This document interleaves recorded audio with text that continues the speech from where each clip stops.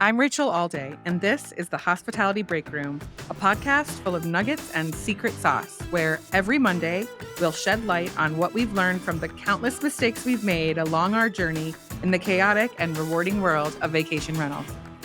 Hi, and welcome to our first episode of the Hospitality Breakroom. And I have with me our first two guests. I have Michael Provenzano, who is our head of guest services here at Abode Luxury Rentals. And I have Tuti Bertoli, who is our communications director. Okay, I have some questions that I got ready for this first episode. So give us some grace because it's our first episode. And so I'm going to start out talking about the biggest mistake that you guys have ever made that's taught you something. So you have to think about in your current role, what's the biggest mistake that you've made or that maybe not necessarily something that you did on purpose, but something that happened within your job that you thought about later, realized was a mistake. And maybe it's like the thing you're most embarrassed to discuss, but it might also be, hopefully, the thing that you learned the biggest lesson from. Because in our business, and you guys know this, we never started this Abode Luxury Rentals was not started with some sort of strategic plan. It was something that grew organically. And then all the lessons we learned were definitely majority learned because we messed something up, we fucked something up. And then we realized, like, oh crap, we shouldn't have done it that way.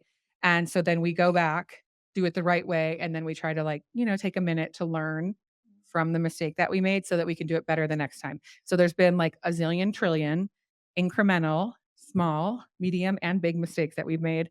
And from those lessons is part of the reason that we got from, managing just a few houses and not making very much money to managing over 200 houses and, being able to create enough revenue to have this awesome team that we can compensate well and all that stuff. So I want to hear about mistakes that you guys have made. Who wants to start? I guess I could start. Okay, lean in. Um, so, so, and it's a small mistake that I've made on a couple of different occasions. I haven't really made any earth-shattering mistakes. I've only been with the company for a year, so I'm sure I will eventually. I should God have said forbid. that. I should have said that. Yeah, So Michael's been with us for a year, and Tootie been here for 3 years. yeah, yeah. So I would say that the small mistake I've made two or three times has been overpromising and under-delivering. It happens with guest amenities. It'll happen with early check-in requests, where basically what will happen is a guest will ask for an early check-in. We will then promise in 12, 1, 2 o'clock early check-in, but we'll miss something on the ops side. Mhm. Maybe a water heater needs to be inspected. Maybe there's housekeeping touch-up that needs to be done because we had team members in the house prior to guest arrival, even though it was vacant. And then a guest who was told they could get in at 12 can't. So that's been the small mistake that I've caught myself in on a couple of occasions. I mean, that's like a huge one because I think anyone in our industry deals with so many guests that want to get in early because of the way their flights are, and depending, I guess, where like a company is located. But for us, Mhm. and since this is like our first episode, I guess I'll just share this with everyone else. You guys know this, but Yeah. Abode Luxury Rentals, we manage like 150-ish properties in Park City. We manage around 50 in Jackson Hole, Wyoming, and we manage just under 10 in Sun Valley. And so in all of those markets, it's like a luxury clientele because the homes we manage are, only high-end homes. So our guests are often wanting to get in early Mhm. because, they're paying a ton for their stay. They're flying from across the country a lot of the time. Like a lot of people from New York. Like, what would you say the majority of the guests are? New York and LA. Yeah, New York, LA, Yeah. Texas too. I always say that. Don't forget to lean in into the microphone. And so then people are flying across the country often, and they're getting here earlier than our 4 p.m. check-in time. And then they really want to get access to the property. And a lot of times it might not be ready for them, but sometimes it is. And so I think that most companies in the industry, we all struggle with like, what are the operational processes that can help us figure out how, if the property is how do we get the properties ready Mhm. earlier? And then if they are ready, how do we figure out a way to get the guest notified that they can get in early, get them the codes and all of that?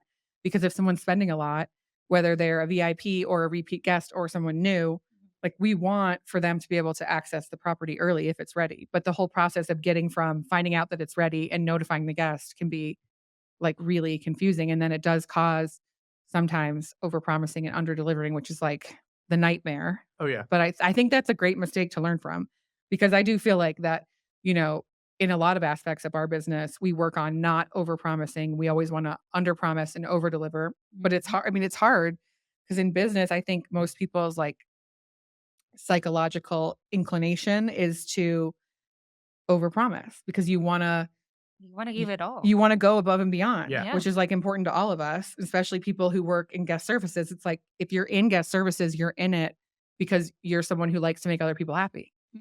And so if you like to make other people happy, or if you get a hit of dopamine from helping someone else, Yes. which we always talk about, then, you're like, you have this need inside of you to kinda, like, wish to tell someone the good news, not the bad news. So it's hard.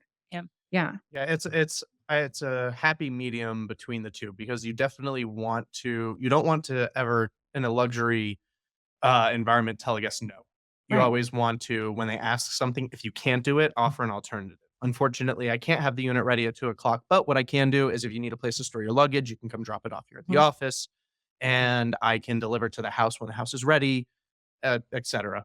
Yeah. So it's trying to find that happy medium between promising, you know, reasonable things and kind of setting expectations, but also still playing that game of setting low expectations so this way you can exceed them in a luxury It kind of is field. a hard balance though, because vacations are kind of like birthdays. So people have like high expectations Mhm. about everything, and they need to be like, they feel the need to be treated special. Mhm.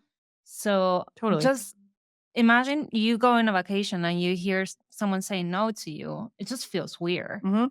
Yeah. Just like we're in the business, but at the same time, when we're on the outside, if someone tells you no, it just feels odd. Yeah. Like, I'm in vacation. You shouldn't be telling me no. Yeah, especially when you're staying somewhere expensive, like something that Yeah. is sold as luxury, something that looks like luxury, that you're paying a luxury price point for.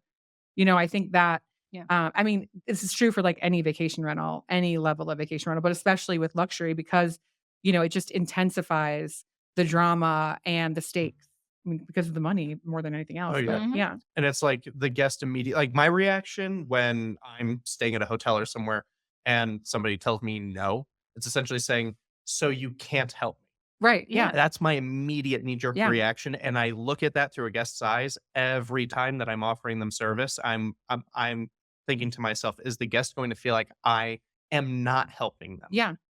Okay, so And that's what that's I'm a worried about. nugget right there, for the podcast. That I just heard a nugget, and that would Mhm. be looking at your interactions through the guest eyes. Yep. So I just wanted everyone to take note of that one. I think looking through the guest's eyes, like, being able to, and I do this like in life with my kids or with whatever all the time. Like, okay, let me think about this through the other person's eyes. Like even with my husband, which you guys know, my husband and I, we own this business together and we've been working together for all these years. And that's not always easy. It's pretty awesome, but it's not always perfect. And so I do that a lot with him where I have to be like, okay, wait, he's pissing me off with whatever he's doing. Let me think about how he sees this situation. And then I think applying that in your job to the guests is like huge. That's a huge nugget to remember. It's like, when you're in doubt, when you're dealing with a situation where the guest wants an early check-in and maybe it's just not possible and you're feeling like, hey, like leave me alone. I can't do it. I'm sorry. We don't have a genie. We can't clean the house. Like, wriggling our nose. People have to go to the house. Maybe it's like a 6-bedroom house Mhm. and it's going to take 4 hours to clean it. And I'm really sorry. You feel like you want to be like explaining to the guest, like, hey, it's not my fault. Let me tell you what the background is. Oh, yeah. Mhm. But it's like if you put yourself, kind of like what you said, Tuti, like if you put yourself in the shoes of the guest and you realize, like, well, if I just flew all day and I just got there Yep. and I really wanted to get in early, like, why can't I get in early? It looks like no one's there. It's like then maybe it changes the way that you respond to the guest. And also, I think a lot of times, like if you want an authentic response to a guest or a homeowner, you have to authentically feel like compassion and empathy. And so I think putting yourself, like looking through their eyes when you can is a huge way to do that. Oh, yeah, 100%. absolutely. Yeah. And I was going to bring up too. So this will be a little secret sauce, would be one of the ways that we work on. And at Abode, we've been doing this for 16 years. So like we've learned a lot, but we're still not perfect. We're trying to do better all the time. Mhm. But one of the processes that we've come up with for trying to figure out what is the guest arrival time and then make sure that that's noted so that our operations team can hopefully get that guest in early if at all possible. Is we do work where our guest services team, so Michael's team, will reach out to each guest 3 days prior to arrival, Hmm. send them texts and ask for like, "Hey, what time are you gonna be arriving? What's your flight number?" So that we can put those notes into Streamline. We use Streamline as our software at Abode. And, they can put the notes into the Streamline account so that when the operations team is going to the house to get it ready right before the arrival, or earlier that morning, I should say, then they'll have the information on, when that guest is arriving so that they can put it into motion in terms of if we can reach out to the guest and tell them that they can get in early. So that's like a little bit of secret sauce, a little bit of our process on, how do you go from taking the information, well, actually, how do you go from getting the information from the guest in terms of what's their arrival, and how do you translate that from the guest services team, who might be the one with us that's the case, reaching out to the guest, and how do you transfer that into making sure that information gets to the operations team so that they can execute and help make sure that that guest can actually check in early. And, there's a lot of parts in that Oh yeah. whole process because, we use, links for our door locks, which is like the numerical code on the doors. And so for us to get a guest to check in early, it's like not only do we need to find out their arrival time, but then we need to be able to convey that to the operations team and to guest services because we have to get those codes changed because usually the Yep. codes don't work till 4 p.m. And so, all of that is a whole process, which we have, like I said, we have implemented over the past 6 months, a process where we do reach out, like I said, to each guest 3 days prior to arrival via text to get their arrival information. And then that information goes into our Streamline software as a note and into Breezeway as well. Yeah, Is it's that mostly right? Breezeway. In Breezeway. Yeah, it goes into Okay. You Breezeway. guys give So more info on that. yeah, so what happens is, and the procedure has kind of changed over time, is actually the system. We don't have to manually text guests, which is great Oh, yeah, we because set it up yeah, automated. it's Okay. automatic. Every guest gets a text 3 days prior to arrival. Could you please provide your arrival and departure time? And what we'll do is we will take their arrival time, and if it's prior to 4 o'clock, we will let them know that we're going to submit an early check-in request if it's available. If there's a back-to-back, then actually what I'll do is I'll usually take it a step further and I'll tell the guest, listen, we do have a guest departing on the day of your arrival. What can I do? Do you need to store bags? Are you looking for any recommendation of things to do, while you wait for the house to be ready? But if it is something where an early check-in is available, what we do is we update. There's a arrival inspection task in Breezeway Okay. that we build. We love Breezeway too. Yes, huge, huge, very important. And what we'll do is we'll update the title of the task with 11 o'clock requested, and then we'll kick off an email to operations. Can we guarantee 11 o'clock? And when they tell us yes, then we update it to 11 o'clock approved, and we text the guest and we say, great news, your early check-in is approved. You And will then be we have able to to get go in at in 11 o'clock. and update that code, And right, for then we earlier? update links, Yeah, exactly, and that's yeah. the way the process works, is then we go into links and we update their code activation time to match their check-in time. Yeah. So this way they're able to just cruise into their unit. Perfect. So, like, this is a great example of episode 1. We're handing out all these nuggets. So we just explained exactly how we make it work to, as much as possible, get a guest, an early arrival, which we do for free, if we can, and we just explained the process for that. And I think like these are some of those things where we spent years making a million mistakes, trying it a zillion different ways and throwing spaghetti at the wall, and then finally have come up with this process that's not perfect, but it works pretty good. Mhm. And we're happy that we get to share all the things we've learned that have been helpful with anyone who wants to listen, which might only be like 2 people, I don't know. But whoever wants to listen, then they'll be able to get. I think this can be really valuable for people. Yeah. Oh, yeah, absolutely. Yeah. And so, okay, so we did the question about mistakes, but wait, Tuti, did you have a chance to do the mistake answer? Um, the only thought that I have is it's kind of like personal. Okay, So do it. yeah, I know, right? I just said that. So basically, I'm really perfectionist, and I've been working a lot with data and trying to get numbers and compare with past numbers. And sometimes for me, I go too fast and I will send an email. And then as soon as I send the email, it gives you the option to undo. Oh, yeah, yeah. And I'm too late to click undo because I realize that something's wrong. Uh-huh. And of course, I always find the error after I send it. And then I have to be like, of course, I did something wrong. Here's the updated one. And I think to Rob, I sent him like 4 emails. Rob is my husband, so Yeah. he owns the company with me. Okay.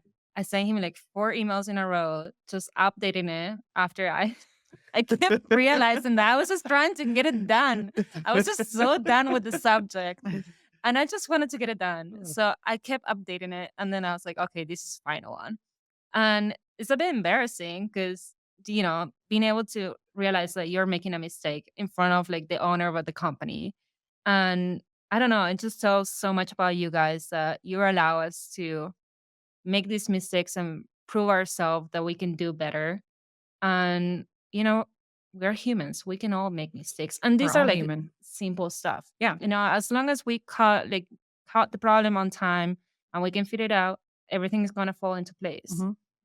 That the idea will be to not make mistakes. Yeah. But at the same time, we're humans. And like if Yeah. you're trying to like hurry around just to get it done, that doesn't work. So for me, I guess it's just like learning to review it as you were going to send it, even though you're not going to send it. Yeah, no, totally. I mean, I think that like that's another nugget.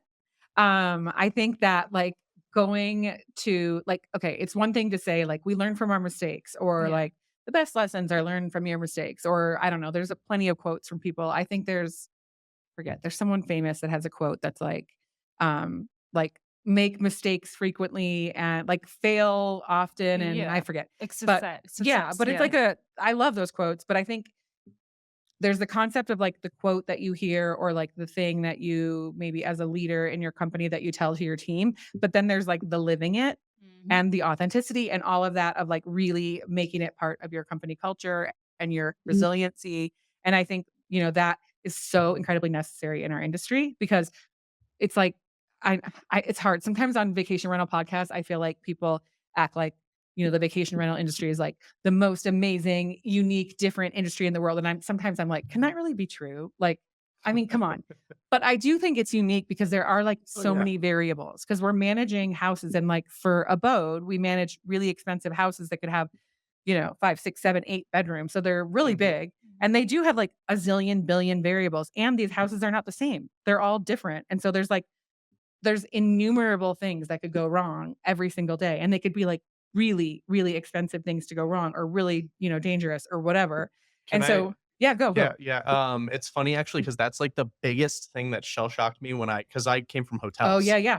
Yeah. So to go from hotels to vacation rentals, that was and it's funny because I tell people from my past that all the time that was the biggest dynamic shift for me was because in a hotel you have one uniform structure and it has maybe 164, 200, 300 rooms in it. Yeah. But everything's centralized.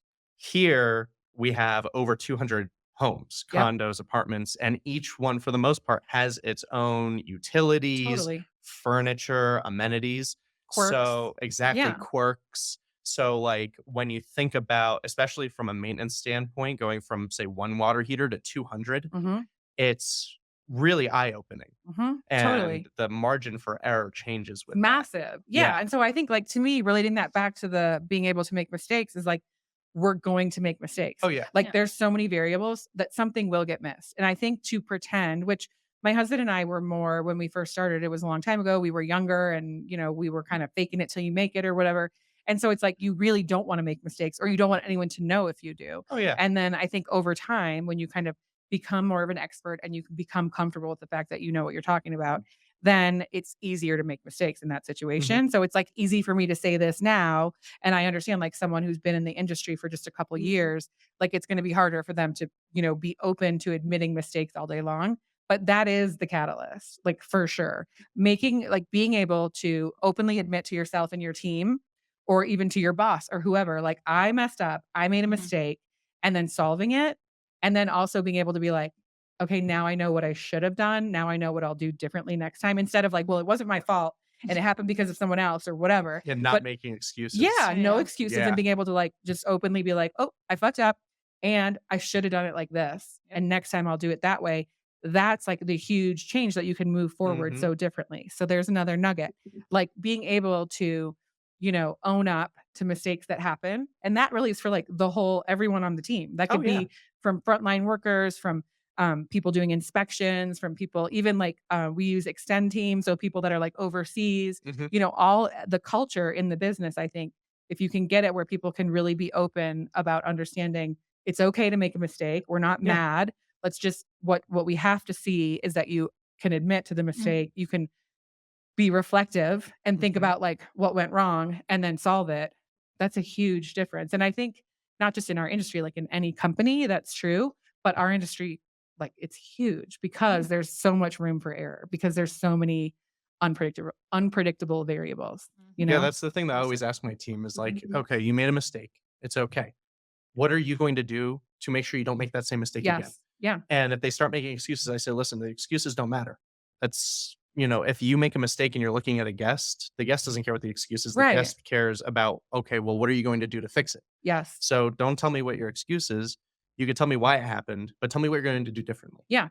Yeah. And I mean, we are big here on like empowering the team to, Mhm. make their own choices. And that's probably for another episode all on its own. But but I do think that plays into like being able to, if like it was your choice, you had the responsibility to make the decision yourself. You made a choice, it didn't work out well. And now, I think that might help people to be able to admit mistakes because it wasn't like they were forced to do something or, told what to do or whatever. Yeah. Okay.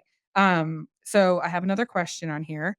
Um, what is your favorite secret sauce? And I wrote like, what's your secret sauce for time saving or impressing guests or like a tactic that always wins that you've developed from experience with Abode? Mhm. And so I don't know if you guys like, is that too broad or does that seem like a question you can come up with an answer? I Like a can. secret sauce? Okay. Oh, yeah. All right, go for it. Yeah. Listening. Mhm. Oh, Yes. Huge. God, I need to get better at it. Huge. Yeah. It's I'm the same. Rachel, you and I are very similar in Yeah. this. It's hard because you and I like to talk. Yeah. So Obviously. I Yeah. have Oh, here listening. yeah, exactly. Tuti, you're really good at it. You're great at listening. But yeah, like kidding. that's something I'm always, especially with like friends and coworkers, like it's a challenge for me to like just shut up and listen, Michael. But with guests, I've gotten pretty adept at it, and like I can always with like a guest who's happy and a guest who's upset, it has different causes and effects. So like with a guest who's happy, I'm listening because I'm looking for opportunities. Yeah. So like a great example of that, and it's actually a story that a uh, a Forbes trainer shared with me a few years back was that he happened to mention at the front desk that he loved Swedish fish. So when he came back the next time, there was a bowl of Swedish fish waiting in his room for him. Yeah. So I'm always listening for opportunities like that when I'm fact finding with guests Yeah. and I'm asking them questions and they're kind of regurgitating information about themselves to me. I'm looking for nuggets Yeah. like that. Totally. And then with upset guests, it's the opposite. And it's interesting going from doing it in person to doing it over the phone because I now work largely from the office. So Yeah. usually when I'm talking to upset guests, it's over the phone unless Yeah. I go to their house. Yeah. Yeah. And it's important for me to kind of acknowledge them as they're talking, but still at the same time not talk and listen. Uh-huh. So it's a lot of me just going, uh-huh, oh, absolutely. Yeah. Yes, of course. And I let them always go through all of their, issues that they've experienced or missteps or what have you. Mhm. And then once they finally have regurgitated all the information, then I can talk. Yeah. And actually, you were who taught me to sometimes take a breath Uh-huh. between. And my husband taught I me know that. you said Yeah. that.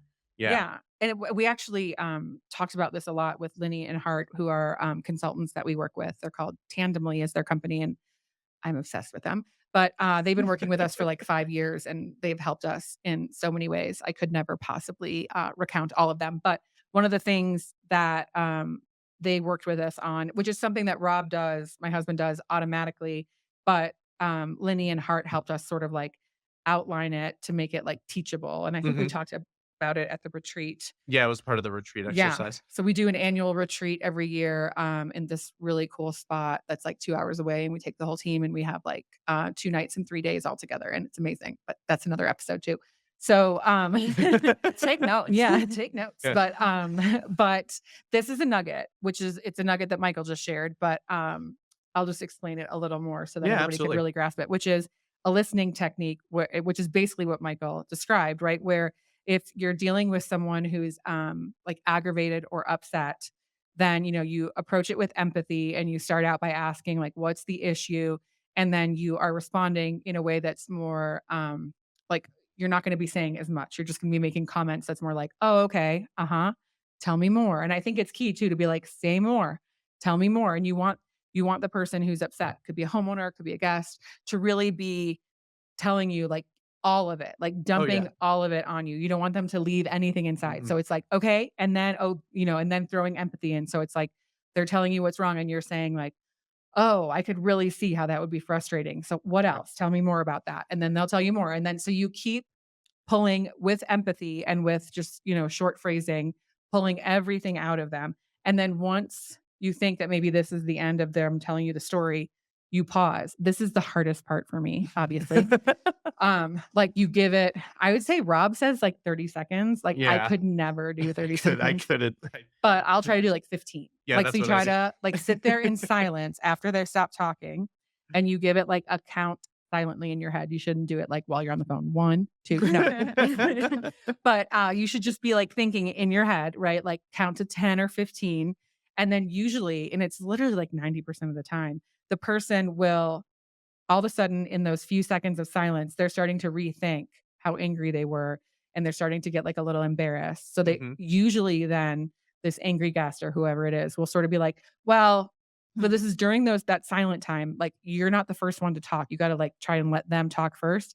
And usually the person will be like, well, I mean, maybe it's not that big of a deal, or maybe I'm blowing this out of proportion, or, I don't know, maybe it's probably fine. Don't worry. Like they'll start to back off. And then that will really change the tone of the Oh yeah. conversation and make it more manageable and make it so that you're actually able to make them happy. Because, right, the whole goal is that they leave the conversation happy, Oh yeah. which it seems like in the beginning of those conversations, it'll be impossible Mhm. because the tone is just so negative usually that it's like you could never get from where they start to somewhere good. But if you Yeah. use that technique, the nugget of like waiting and really pulling everything out of them and then giving that pause at the end, I swear it works magic. And then usually that in and of itself, using that will change the tone of the conversation enough so that then you can say what you were going to say anyway, which is like, what can I do to make you happy? Yeah. Is there something that we could do for you right now that would really like, Yeah. m- make the situation better for Mhm. you? And usually at that point, they're going to be able to say like, either a lot of times they're going to say, no, it's fine. Don't worry about it. Yeah. In which case, then what we would do is like usually send over a gift of something really nice just to Mhm. smooth it over with them anyway. Or maybe they'll say, well, if you could have someone come and wash our dishes since the dishwasher's not working, or, since the ice maker's not working, maybe you guys could bring over ice. Mhm. And it's so great. And it ends with you taking care of them. And what we try to do is like go above and beyond and not just bring ice, but like go bring extra stuff, like do more, Yeah. bring them a fancy blanket that we're giving to them, Mhm. or, A some bottle of champagne, a bottle of bottle of wine, champagne, something like wine, that. food, whatever it is. We Yeah. try to do more than just Mhm. what they wanted. But that's a huge difference from what it could have been, which would have been, I want money back, Yeah. which is like none of us in the industry want to give money back. And sometimes if you can't get the tone of the conversation to switch, Mhm. then you end up in a situation where they're still angry towards the end of the conversation. And then you really end up in that zone of like, I want a night, I want a credit for a night, the value of one night stay, or I Yeah. want $1,000 back or whatever. And then if you want to end the conversation with them being happy, you're like more inclined to do that. And Mhm. because you just want them to be happy. But if you can manage the conversation better with the good listening and pulling out of all the details, Mhm. empathy, and then that really magical pause, then usually you can end up just doing what you should do Oh anyway, yeah. which is, of course, we should wash your dishes because you're staying at the house and the dishwasher's not working. Yeah. Like, of course, we'll do it. Or, of course, we can bring you ice. And that is a way better way to solve a problem for way less money, Mhm. affecting the business. So, Yeah, I so think yeah. my favorite service recovery tool that I've used since I've started working at Abode has been buying guests dinner. Uh huh. I've not got like, obviously I've pumped dinners at a restaurant in a hotel where a guest has had a number of Yeah. issues, but like here at Abode, it's like, hey, listen, you've had a couple of different issues. Let me buy you dinner. Where would you like to have dinner? Yeah. You pick the restaurant. I'll stop by, make a reservation for you, put Yeah. my credit card on file, and you won't have to take care of Yeah. anything. They'll just charge you for any drinks that you might have just because liquor laws. But as far as food goes, don't worry about it. I'm going to buy you dinner. Yeah. Like that's so a fun one. this for is me. another nugget for Yeah. sure, or a secret sauce, Yeah. whichever. I mean, it could be a nugget with dipped in secret sauce, but This is the which extra. that's how Yeah. I prefer my nuggets, dipped in Yeah. secret sauce. But I think that's a really cool one. And I do think depending on the company and the price point that they have per night, Yeah. it could, change. Maybe the model for some companies is not paying for dinner. Maybe instead it's like giving them a gift card for the coffee shop down the street, or giving them free paying for like beach chair rentals if it's on the beach or something like that. But I think most any company could like think of some example and they could make it cost effective, where they manage whatever that cost is. Like for us, if we're going to pay, say, about $300 for someone's dinner, which is what it usually ends up being, because our nightly rates are an average of $1,000 to $10,000 a night, spending $300 is totally worth it to take an unhappy guest and make them happy. Oh yeah. But for another company, if they have an average nightly rate of like $300, they could do something that costs maybe, like $50. And then, it's super worth it, because avoiding all the any kind of bad review that you could get, and also taking, as this is another thing we could do a whole episode on, but like the concept of taking someone who maybe had a slightly unpleasant experience during their stay and then making them happy. Like those are the people that always leave an amazing review. Oh yeah. Right? Because it's like, if everything's just perfect all the way through, it's almost like they take it for granted. If they had a little issue like the ice maker stopped working, and then you go above and beyond and make them happy, now all of a sudden they're like an evangelist for your brand. And so another nugget. And so, it's like, that's like just one of another my favorite things to do is take an unhappy guest and turn them into a repeat guest. Yeah. That's like hands down one of my favorite things. Totally. It's just the slam dunk of customer service. It's Totally. like this guest was completely beside themselves upset with us. And now it's like, we're going to stay with you guys exclusively. Yes. And I like, totally agree. Going back to your point of, like maybe it's beach chairs. Maybe it's like, instead of throwing money at the problem, let me give you an experience. Let me give you like a good experience. Totally.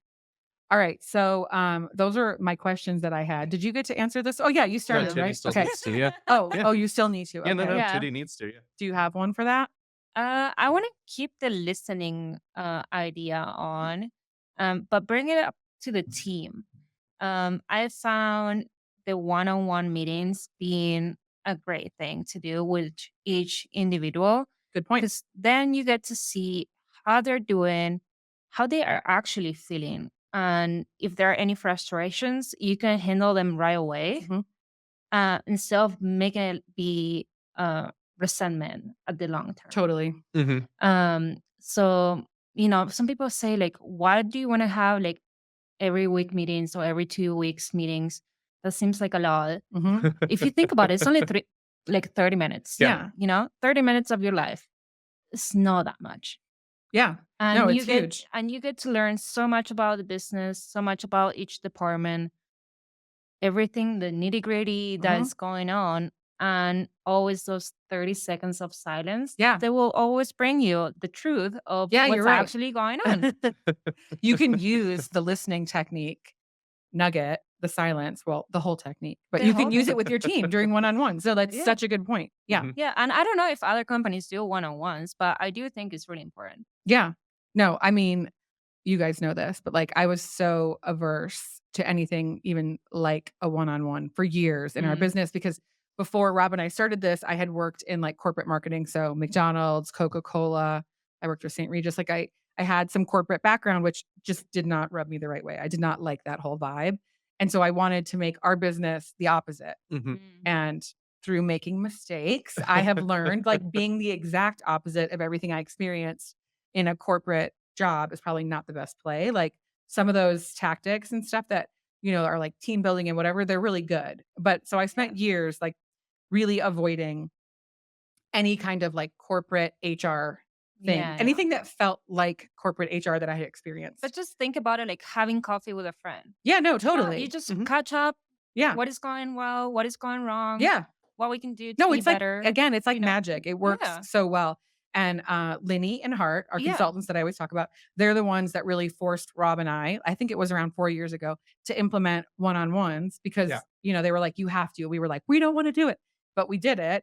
And then so now we've just shifted the way we do things where we're moving from just one-on-ones to like finally having a review process and then one-on-ones. But it's crazy. I know. But the one-on-ones are uh so impactful. And I think that could apply to any business size, because like even when we were smaller and Rob and I we were doing the one-on-ones ourselves, like together with each employee once or twice a year, we would do one-on-ones with each employee, and not as a review, but like as a catch up, so that we would give it enough time that we would find out from each person what was working, what wasn't working, what do they think we need to change, like what could the business do better. And those were the basic questions that we started from the beginning. But we would usually have like an hour and a half with each person, because it was like a long conversation, because we weren't doing it that frequently. And I think a company of any size could do that. And then over time, as we've grown, because now we have more like closer to 60 employees. And so now it's, we implemented a manager level, a director level. And so that now the directors are doing one-on-ones with their team, and that allows them to do them more frequently. And it's a huge shift, because it is allowing for listening. Because I think in any small business or mid-sized business, like you just don't think you have any time to listen to anyone or to get like close with your employees. But you do. If you make yourself do it, you have the time, and then you can head off so many issues that you might not have known about for months and months. But you have that one-on-one, all of a sudden you get all the information because you use that pause method.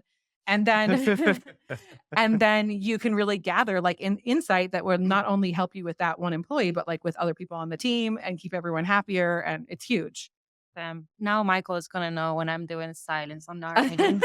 Yeah, 100%. I'm gonna catch you. I'm gonna look at you and just be like, "Oh, you're doing the silence thing on marriage." Yeah. The weird thing is, like, even if someone knows, it still works. I know. It's weird. Like the pause during an uncomfortable conversation after you have empathetically pulled all of the venting out of the other person, like it always works. Mhm. Yeah. My husband, Rob still does this when we have an argument, like at home, not work related, like just whatever we're having an argument about. Yeah. I know it looks like we never have one, but we do. And and he does that because it's literally like in his nature. Like he's not even trying. That's just how he's always is. And it still works. It still works. Like if I have to sit there and now wait for him to talk and I'm thinking about what I just said, I always am like, okay, I think I went too far with that. Like You're questioning yourself.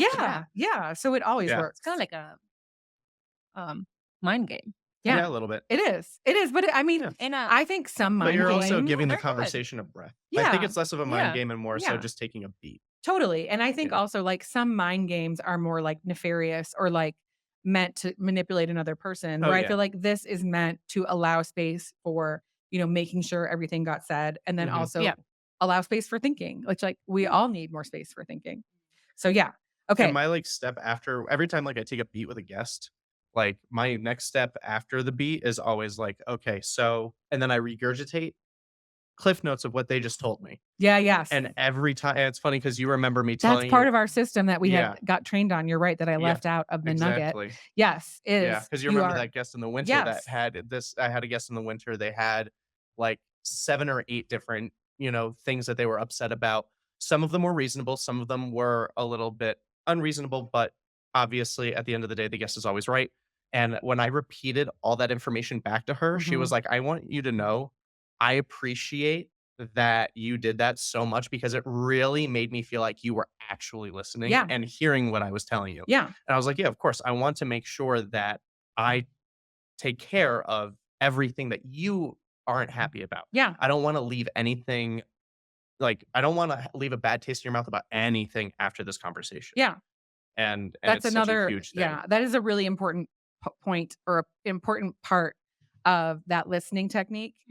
So okay, I'm going to repeat it again because this one's like no one's going to forget this, because they say if you repeat something 7 times, then people. So I don't think I've gotten 7, but like close at this point. So okay, so you're listening to someone who's frustrated, and you're going to like have short responses to keep them going, like okay, right, say more, and then you're going to repeat back to them. Then you're going to have empathy first, right? So you have to make sure you're showing empathy and saying things like, I hear what you're saying. That does sound really frustrating. So you want to make sure that they know. Understand. Yes. Like you hear them, you agree that that's frustrating, and then the other point that we missed earlier that's really important is repeat back so that they know that you heard them. Yeah. Because that's so important, right? To be heard. Like all of us want that. That's why we're doing a podcast. Yeah. But And so I'll even tell the guests, like, I just want to make sure that I didn't miss anything. yeah. So like hopefully you're taking notes while you're talking to them, and then you're going to read back to make sure like, hey, did I get this right? Mhm. Here's what you're saying that you're frustrated. Am I hearing you correctly? Mhm. Then they're probably usually that triggers them to say some more stuff. They're going to be like, and I forgot, and Yeah. blah blah blah. And then at the very end, when they've said everything possible, then the pause. Mhm. And then that's the way you're going to turn the conversation usually from frustration and anger to like a two-way connection, like two people Yes. that are hearing each other, responding to each other. And I think that's true hospitality, right? Like Yeah. being able to have a two-way connection with someone. I love a rational guest info dump.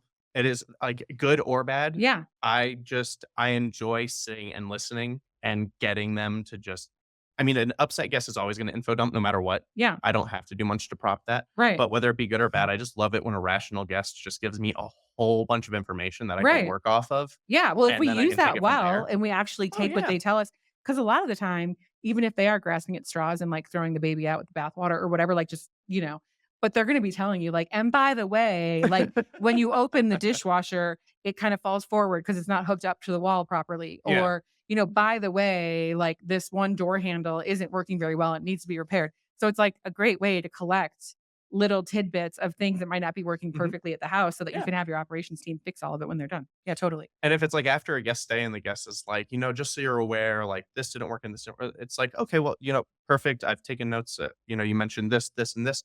By the way, what did you really enjoy? Is there things that you really enjoyed about the house that I Uh-huh. might be able to, like, share with the owners and maybe share with my team so Right. this way we can, apply it to other guests in other homes?" Yeah. Because sometimes, then it reminds them like, "Oh, wow, like, I actually did enjoy." Yes. They get off of the things that they were unhappy with, and they get onto the things that they were happy with. Totally. So true. Yeah. Like totally. Okay. So the last question, it's not really a question, it's just like a request. Mhm. Is if you have stories. So I know we told some stories within this. And if you don't have one right now, like that's okay. Cause I am thinking of like one of my all-time favorites. And since it's our first episode, I will tell the all-time favorite, unless if you guys, I really wanted, over the course of these episodes where we bring different people from the team yeah. on, I would really love for like people to share stories. But I also totally understand that, working in hospitality and like looking back at your busy season can be like childbirth, wherein you forget how bad it was, like because you have to, like in order to survive. Yeah. And so sometimes like when we talk about stories within the team, it's really hard to like recall a story. Mhm. But if you guys have one, I don't know, do you have any top of mind? Judy, do you wanna go first, or do you want me to I don't know if I have one. I can share one. I can share a Yeah, recent I'm one, good. actually. Yeah. Yank. So, we had some guests with us, recently who it's their 2nd year staying with us, and it's their 2nd year in a row they were having an issue with the dryer in the unit. Okay. So basically it was an on and off issue where we sent an appliance tech multiple times, and the issue was just kind of persisting, and we had offered to launder their items daily for them, for free, obviously. And their parents that were with them were actually uncomfortable with us handling their laundry. Okay. So what ended up happening was myself and 2 of our operations team members physically went over there to fix the dryer ourselves. And we spent like 3 or 4 hours on it, and it was a huge show of force. And what ended up happening was that while we were there, I found out that they were going to dinner at restaurant A. So I call restaurant A, listen, you're going to have such and such party coming in like 10 minutes. Can I give you my credit card? Can you buy them dinner? Absolutely. I give them the credit Okay, card. wait. So he is giving them his Abode card because we do give our team company cards just so that because I don't Yeah, want it's to not my personal encourage. credit card. Well, I don't want to My phone is encourage. solidarity. Yeah, Yeah, I it's mean, solidarity. that would have been like very kind of you, but I wouldn't want to Yeah. encourage anyone else to like have No, their no, team yeah. pay for things like that. So it was like subsidized by No, Abode, but it okay. comes out of my service recovery budget. Go ahead. Anyway, so I look at my credit card statement for the company card the next day, and I don't see a charge on it. So I'm like, okay, so they probably either didn't catch the guest, or the guest decided to go elsewhere. No big deal. So I called the guest and I said, hey, listen, how's everything with the dryer? It's all fixed. It's not shaking the entire house anymore. Okay. And I said, okay, great. Since you're experiencing these problems, I would like to buy you dinner. I would have loved for it to have been spontaneous, but Right. obviously it wasn't. So I just called the guest let me buy you dinner. Where do you want to go? Yeah. It was the husband. He said, let me check with my wife let me check with the decision maker before I make this decision arbitrarily. So he texts me an hour, 2 hours later. Mhm. My wife has always wanted to go to Yukiyama. Cool. Can you buy us dinner there? Mhm. Absolutely. How many of you are there? What time do you want to go on what day? He told me it was going to be like 4 of them. They were going to go on this day at this time. I go, absolutely perfect. I went over to the restaurant. I Mhm. made them the reservation. I put my credit card down and it was all taken care of. And then the day afterwards, it's actually funny. The day of, I got a reminder text that the reservation was upcoming. So I just texted the guests and said, "Hey, just a heads up. I just got a reminder text of your reservation for this evening. So you guys are all set. I hope you enjoy your dinner." Yeah. And then the next day, I got a text back from him. He goes, "Michael, thank you so much. This was an amazing experience. I really appreciate the Yeah. gesture as well of you doing that." And I Yeah. was like, "Yeah, absolutely." So it was just kind of like after, I think it was like a 10-day period of them having an issue with the dryer. Yeah. It really took those 10 days and just wiped the slate clean Yeah. It's and amazing. made us look really great. Yeah, So, which is huge. yeah. Which is like, I think like those kind of examples are like those unreasonable hospitality, one of our Mhm. favorite books. Those are like those examples where it's like, how do you like what's an example of, paying attention to what the guest needs are and being able to go above and beyond. And like that's a perfect example of that. And I think, in our business, because we deal with luxury clients and high paying guests, we do stuff like this. It's not rare that we do stuff like Yeah. that. It's pretty common. But I think, sometimes what you need as you're coming up in the industry and you're just learning about all this stuff is Mhm. like you read a book like Unreasonable Hospitality and you get what they're saying, but you're like, how do I actually do that in my Yeah. business? And I feel like this is like a really good example. It's like being able, it's not like if you go above and beyond, you're not going to try and solve the problem. Like you still have to try, Oh, yeah. solve the problem, go all out. But I do think like having a showing of 3 people go over. Now, some people, maybe some guests wouldn't Oh, like yeah. that. They wouldn't want too many people. But, if you have a bigger house that you're dealing with, we have a show of 4, send multiple people Yeah. over. You're really working to solve the problem. But especially if the problem only could possibly be solved after multiple days, like we're talking about, then you still need to be able to go above and beyond. And it's not just the problem solving, but then it's like the show, not only the show of 3 people going there, Yep. but the show of like, hey, we understand, we recognize, we acknowledge that this was not your ideal experience, that this was a Mhm. hardship for you in some way. And here's what we're going to do so that we can show you that we listen to you, that we are trying to pay attention to what you really want, what's going to make your experience special, and that we're going to, compensate you for that and take care of that for you and plan it and pay for it Mhm. so that at the end of the day, I think what that's really doing too is like it's using actions to show someone, like, how much you care. Because Oh, I feel yeah. like Mhm. over the years when we've had issues with different guests or homeowners, there's so many times where I've said to people like, "Hey, we're working really hard to solve this for you, and I want you to know, like, we work all year Oh, long to yeah. make the house perfect, Mhm. to do preemptive work to make sure that there's not gonna be any issues while you're here." Unfortunately, stuff does happen sometimes, and we feel terrible because, like, not only do we feel terrible because you're not having the ideal experience that we were trying to design for you, but also like, hey, all of us broke our backs all year to make sure this was going to be this perfect setup of this house for you and for all of our guests. Mhm. And then, of course, this thing happened and now it blows up everything for all of us. And it really sucks for all of us because we all worked really hard and now it's like Oh, for yeah. nothing. And so, one way to retrieve all that work you've been doing all year to keep everything ready for these guests, it's not just like, oh, well, they had the dryer not work. So just, oh, well, forget it. They're going to Yeah. be pissed. It's like, no, maybe we can do things to really bring it back so that all that work we've been doing all year, it's not for nothing. Like they may be able to leave and be happy, An and they in-person can. response goes a million miles, Totally. and I've been Yeah. doing it for years, Yeah. where even if it's a small issue, I'll just, if I have the time, run over to the house or the room or wherever. I did it a week ago. We got a text. It was like 8 o'clock at night, or actually, no, it was later. It was 9 o'clock at night. It was like 9 or 9:15, and it was a guest in a home that was just around the corner from Main Street, and I happened to just get to Main Street. So I texted the guest back, and I didn't even say, "What's the issue?" I just said, "I'll be there in 5 minutes," Yeah. and told them who I was. They said, "Okay, great," and I was there in 5 minutes and knocked on the door, and they were so grateful that I Right. physically showed up. And then actually, I've got a really fun story about this that's funny too. Yeah. Go ahead. So, when I worked at the Post Ranch Inn, all the units at the Post Ranch Inn, they only have 43 rooms and houses, and a majority of them are standalone. Okay. So, all of the units are designed by the architect Mickey Winnig, who's Okay. from Big Sur, and his architectural style is wood-based. Okay. Mhm. And a problem with that being in Big Sur and being in the woods is you get carpenter ants. Mhm. So I'm sitting in my office and I get a call from a guest and he says, "Hey, listen, I have bugs coming out of the ceiling." And Oh, I'm God. like, "Oh my God, I'm so sorry. I'm on my way." Yeah. And at this property, you normally drive Mhm. to the room. I ran to the room. And I did that intentionally because I wanted them to see that I was on foot Yeah. because it would take it a step further Yeah. in their eyes. So I run to the room. I knock on the door, management.